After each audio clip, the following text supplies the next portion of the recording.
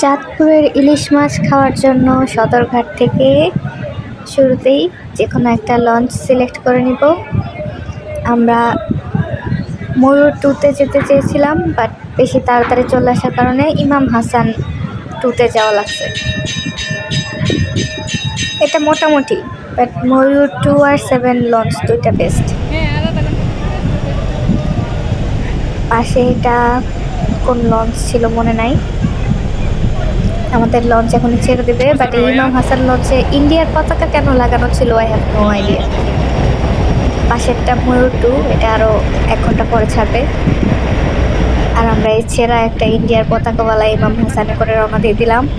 আমাদের লঞ্চ একদম এক্স্যাক্ট টাইমে 11টায় ছেড়েছিল।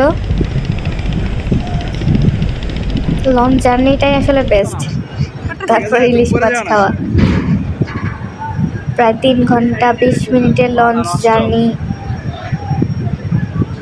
উপভোগ করতে পারলেই ভালো লাগবে। যদি মনে করেন যে লঞ্চ জার্নিটা এনজয় করব না, শুধু গিয়ে ইলিশ মাছ খাবো, তাহলে অনেক বেশি টায়ারিং ফিল হবে। লঞ্চের ভেতর কিছু গাছ ছিল যেগুলোর সামনে আমরা পরে ফটোশ্যুট করেছিলাম। আমি বলবো দিনের বেলা চাইতে রিটার্ন জার্নি যেটা হবে রাতের বেলা লঞ্চ জার্নি, সারাদিন শেষে সন্ধ্যায় যখন লঞ্চে উঠবেন ওইটা বেশি ভালো লাগবে। অনেক বাতাস, সুন্দর নদী দেখতে দেখতে চলে যাবে।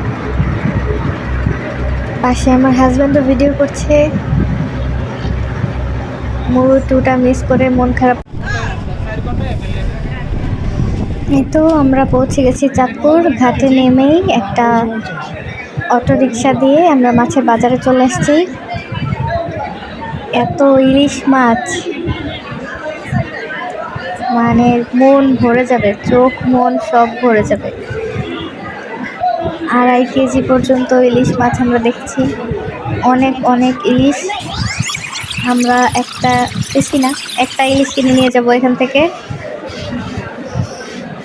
অনেকক্ষণ বাজার ঘুরে দেখার পর আমরা লাস্টে একটা ইলিশ মাছ কিনে নিই বাসার জন্য। আমরা সেটা বাসায় গিয়ে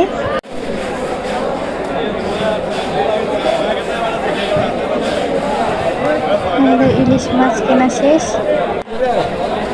এখন আমরা চলে যাব বাইরের পার্কে। বাই দ্য ওয়ে, আমরা লোনা ইলিশ তৈরি করাও দেখেছি। ছোটোখাটো একটা মেলা বলা যায়, 3 মোহনার ঘাটে একটা ছোটোখাটো মেলা। এই যে এখানে ঘাটে এসে বসে থাকতে পারবেন, খুব সুন্দর বাতাস। আমরা অনেকক্ষণ এখানেই বসেছিলাম। এখান থেকে সানসেট দেখতে ভালোই লাগবে।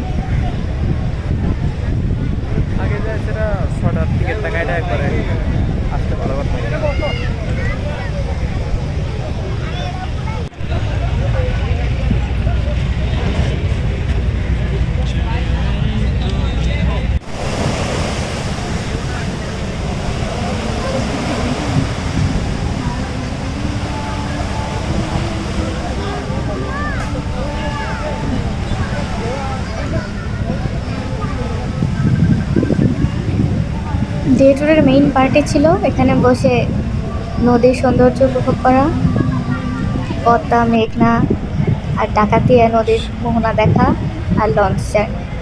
ইলিশ মাছ তো ইলিশ মাছ।